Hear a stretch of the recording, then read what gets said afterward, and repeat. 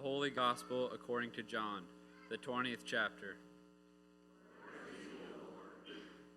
Early on the first day of the week, while it was still dark, Mary Magdalene came to the tomb and saw that the stone had been removed from the tomb.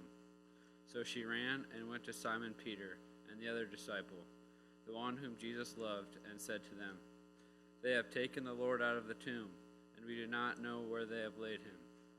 Then Peter and the other disciple set out and went toward the tomb.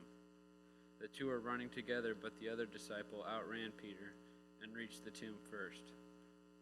He bent down to look in and saw the linen wrappings lying there, but he did not go in. Then Simon Peter came, following him, and went into the tomb.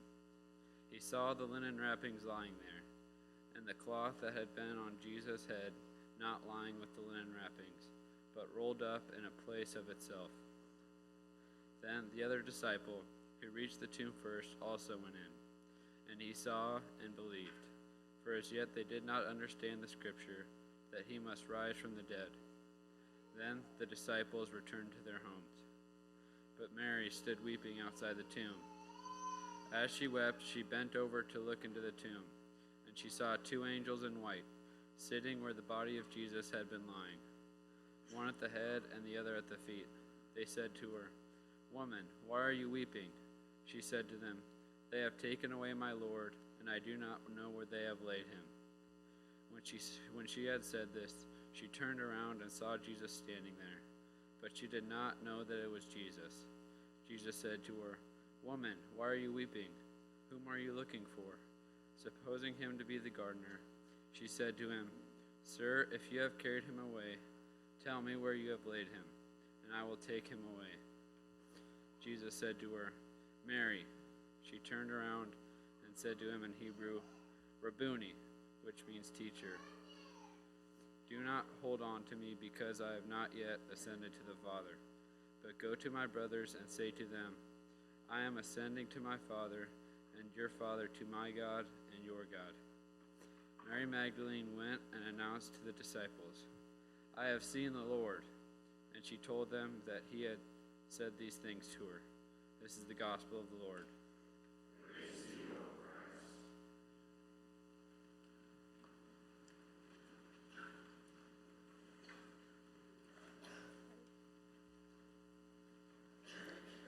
At Easter, we celebrate Jesus' resurrection. The one we love is alive. That alone is worth celebrating. But Jesus' resurrection is about so much more than just that. Through Jesus' life, death, and resurrection, we see the way God works. But to fully understand this, we can't just start at Easter. We can't just start at Good Friday or even Christmas. We have to go back to the beginning. From the very beginning of creation, God was working. God put together everything we know, and it was all good. God made people good. God raised us up from soil of the earth and grow tall and strong. We blossomed and grew in the light of God. Though God made us each unique in our own ways, every one of us is made to be beautiful. God made us to radiate his light and brighten our world with divine beauty. But we chose to be the judges of right and wrong, good and bad, beautiful and horrible, and we judged wrongly. Even today, we are told that we are not good enough or beautiful enough, that we must be skinnier, more athletic, more fashionable. We need to have beautiful skin and radiant eyes. People who don't know us judge us by standards that are not God's. And even today, we believe those lies. That what we are isn't enough, and we are ashamed. It kills us. But God does not give up on his children. God gives us companions to live with us, a wide and diverse people. Family, friends, neighbors, teachers, and coaches to hold us, comfort us, and help us. God gives us people who build us back up. They care for us when we're sick. They support us when we're weak. They encourage us when we're down. God's Spirit moves in and through them all, connecting us together, as beautiful together as God first made us. But with so many great people, we have to fit in. We have to look, act, and feel like everyone else. Sometimes we're afraid to show just who we are, because if they knew, they might reject us. And sometimes they do. They fail to see God's beauty within us, even as they hide the beauty of God within themselves. They gossip and form cliques we are not a part of. Even surrounded by people who say they love us, we can feel alone. Rarely do they do this on purpose. Sometimes they're just jealous or distracted. But it hurts all the same.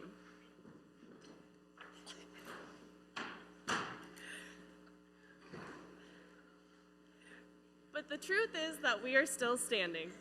God's given us remarkable bodies.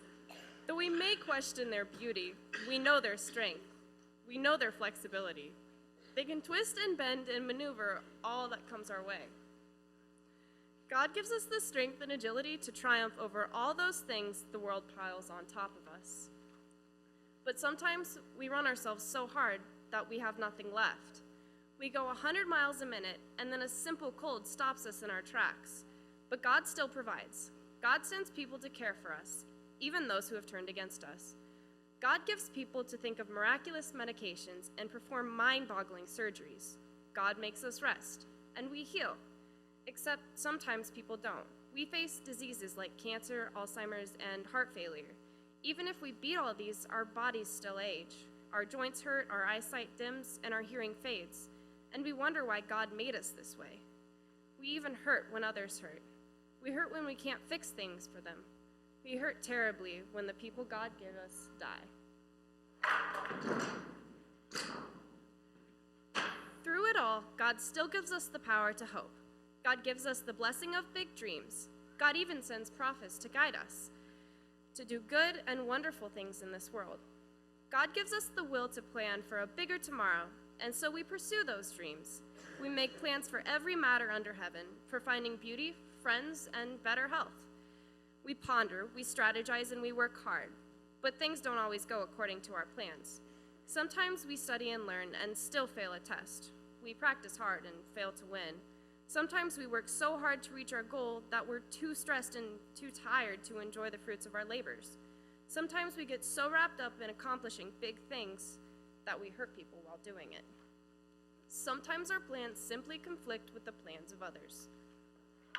Little by little, our plans fall apart. And so we go at it alone. God gives us a foundation, teaching us the law of the land, supplying us every day with all that we need. Using the independence, initiative, and freedom God gave us, we reach for the heavens to build ourselves up. We construct towering fortresses, monuments to our own achievement, shining testaments to our own power and strength, forgetting that our creativity and talents come from God. Soon we believe we can achieve what God has not. We can be self-sufficient. We don't need anyone else. But we are wrong. Inside of us, God placed a strong steel core, but outside, we're still made of glass. Under the stress of keeping it all up on our own, cracks appear. Our simple, foolish mistakes begin to show. The weight of our being of our own saviors is too much for us. No one can knock us down, but our own unsteady hands do the job. Sometimes we just want to throw our hands up and stop, to look at ourselves in sorrow, and lock ourselves away and believe there's no hope. But God is still present, and God is not done.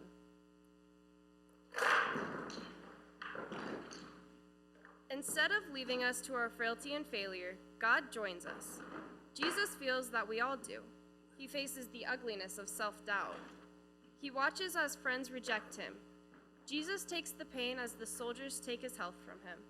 He prays and gives up his plans and dreams for an easy, happy, and long life.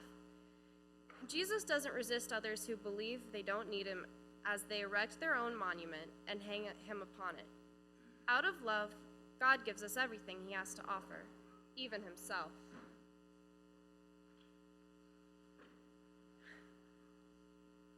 As Mary approaches Jesus' tomb on Easter morning, she expected that God was finished, that death was the end. But God had something else in mind.